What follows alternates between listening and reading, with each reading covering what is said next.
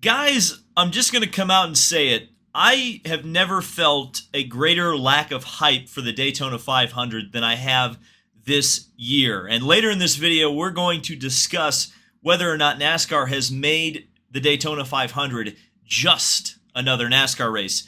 And I would like to hear your thoughts on that down in the comment section below. But probably the reason that you clicked on this video is the fact that Tony Stewart is back to being a full-time race car driver. And it might be in a way that will surprise you. Let's get into it. So if you haven't already, be sure, while you're down, giving your thoughts on the Daytona 500, and hit that subscribe button. It helps YouTube know that you want to see more of my content and that you are enjoying it. We're slowly creeping up on 100,000 subscribers, and that is just awesome. Tony Stewart will be competing full-time in NHRA drag racing competition in the top alcohol dragster category for McPhillips Racing this season. Tony will be bringing along longtime NASCAR sponsor Mobil 1, and although he will be in the Fox Sports broadcast booth for NASCAR's points season opener, the Daytona 500, it sure looks like Tony has kept true to his promise of finding a new hobby when he was so mad at NASCAR last year, really during a lot of the penalties and, of course, Kevin Harvick catching on fire that we saw last year. Tony competed in one NHRA event in the top alcohol category in the 2022 season at Las Vegas Motor Speedway. And this is what he had to say about drag racing then. I have had more fun this weekend than I have had in a long time. Definitely not anywhere that has fenders on it. So I'm loving this sport. Now, Tony backed up those words on the racetrack as well, not only qualifying for the race on his first try, but making it all the way to the final round where he lost by an imperceptible margin to Madison Payne. And Tony will be looking to bring that momentum into the 2023 NHRA season.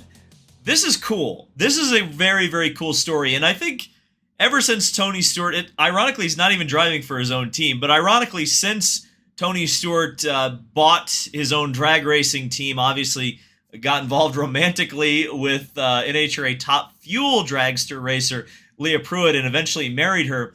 You know, you kind of suspected, especially as he was doing vlogs of testing Top Fuel cars, and you go, I think Tony Stewart's going to go drag racing. And of course, he dipped his toe in the water at Las Vegas Motor Speedway. Clearly has a bit of a knack for it. Believe it or not, Tony Stewart, pretty good race car driver, no matter what kind of a seat he is sitting in. I think he's going to do well. He may well be, and let's just, it's a long season. NHRA season goes a long time, one of the longest in American racing. But you think about it, and, I don't think it's outside of the realm of possibility, if he's as fast as he was at Las Vegas, that Tony Stewart could be a national drag racing champion. And that's something to think about for sure. I know I got to cover my first drag race, well, my second drag race that I've actually been to, but first as a media member this year at the Indianapolis Raceway Park, the U.S. Nationals, really the biggest drag race of the world. It's kind of funny how that works, that in the drag racing sphere, Indy is big, and in the the turning style of racing, Indianapolis is big as well. I'm looking forward. I haven't quite decided whether, because I hate it. You have to choose when you're in my position. You have to either go to IRP or you go to Portland. I haven't decided exactly what I'm going to do yet, but I would quite like to be at another NHRA race this year. And the fact that Tony Stewart is competing, the first time he's going to compete at IRP going straight, that might tip the scales for me, especially if Tony's in championship contention. I know the countdown starts around that time, so could be very exciting for Tony Stewart. And when you start thinking about the NASCAR side of things, when Tony Stewart was so unhappy, I said one of the things that his decision on his involvement and how passionate he was about NASCAR was going to be Kevin Harvick and how long Kevin Harvick stayed around. Well, guess what? Kevin Harvick announced that he was going to retire at the end of this year. Now, Tony Stewart was pushing very hard for Ryan Preece to be in the 41 car. He got his wish, And Ryan Preece looked very strong at the Clash. Now, it's a long season to go, and hopefully Ryan Preece will show that and prove that Tony was right to push so hard to get him into that seat. Maybe Ryan Preece will be the thing that keeps Tony Stewart interested in NASCAR beyond this year. But I still wonder about Tony Stewart's long-term commitment to being a NASCAR team owner. Certainly, with as crazy the amount of money those charters is selling for right now, I wonder if he couldn't talk Gene Haas into selling a couple of them. I don't know.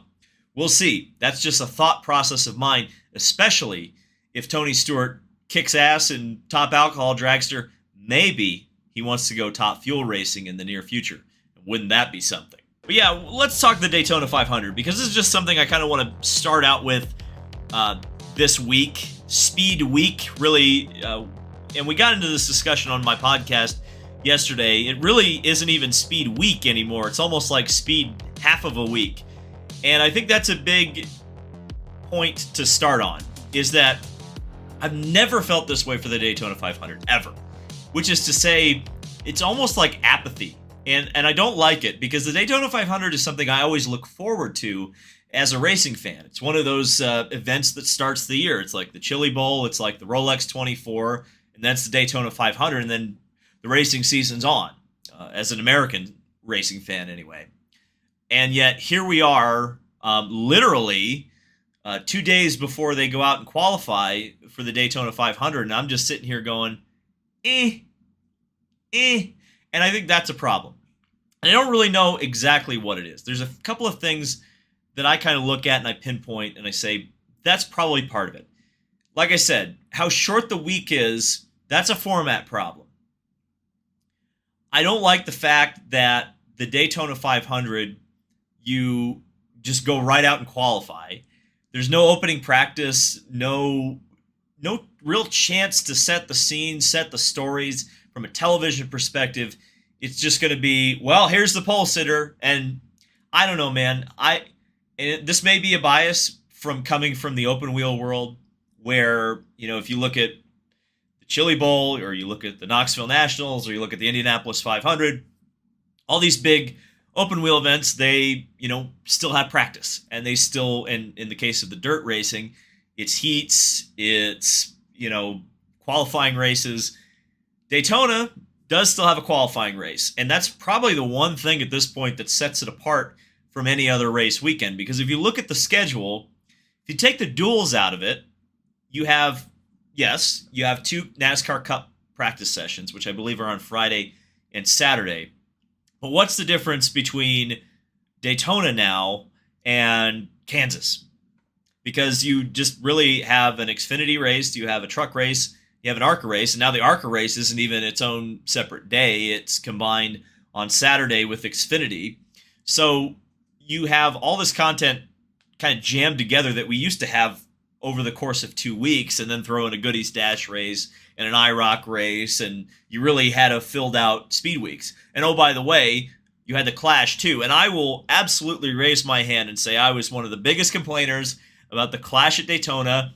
I get what I asked for, and I don't know if the Clash at Daytona was the right solution, but I will say this, and I'm starting to get this sense too. You actually saw, which I was surprised with, that this happened. Ben Kennedy actually came out after the Clash and was defending it publicly, and that says to me that NASCAR rarely responds to negativity. I don't know if you guys have noticed this. They rarely make actual statements about people being unhappy, and they certainly rarely course correct. That's why it was so crazy that they actually got rid of the caution flags, the mandatory caution flags at the road courses for the stages. But Ben Kennedy actually came out and said, you know, how it's supposed to be different, and, you know, we're really happy about the Clash, and we think it's good that we're in the LA market. But the reason they came out and said that, I think, is because the growing sense, in my opinion, is that the Clash in LA kind of takes away from the Daytona 500.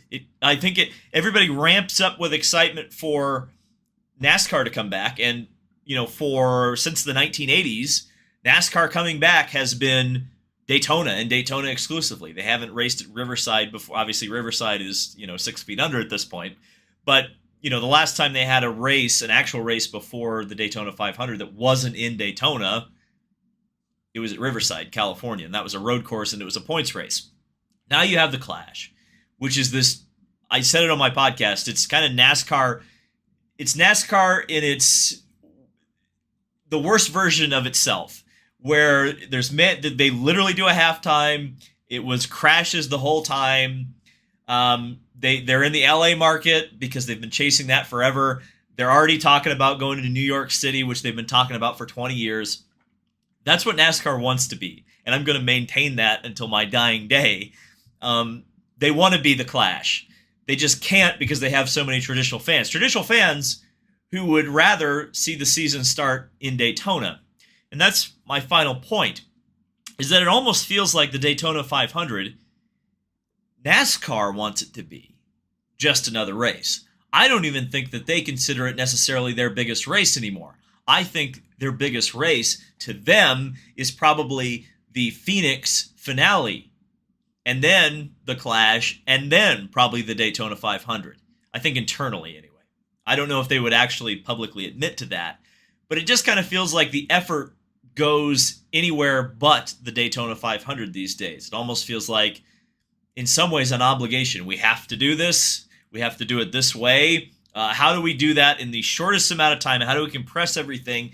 And I think that hurts the event. And I think it's a warning to other series that have a big event. I'm talking about Indianapolis. I'm talking about the 24 Hours of Le Mans. You don't want to change formats or, at the behest of the teams or the behest of cost cutting, which is always crap and never actually cuts any cost. They just cut track time, which cuts fan interest and is bad for the sport, in my opinion. Now, I could be totally wrong, and the Daytona 500 could have a massive, enormous TV rating, but I just kind of wonder about that. We'll have to see. Again, you've probably already let me know what you think down in the comment section, but I just kind of felt like I needed to get that off my chest because this is the least hype I've been for a Daytona 500 in a long time, and really, there's no reason not to be. There's so many great stories going into it, particularly with the open cars, IndyCar drivers like Jimmy Johnson and Connor Daly, and a guy from the two-wheel division, Travis Pastrana, who obviously has stock car experience. I think there's some cool entries. It should be exciting, and yet here we are. This is how I feel. But then again, we may get qualifying, and then the hype will be there, and I'll feel much better. I don't know. Let me know what you think. Thank you guys for watching. I'll see you in the next video.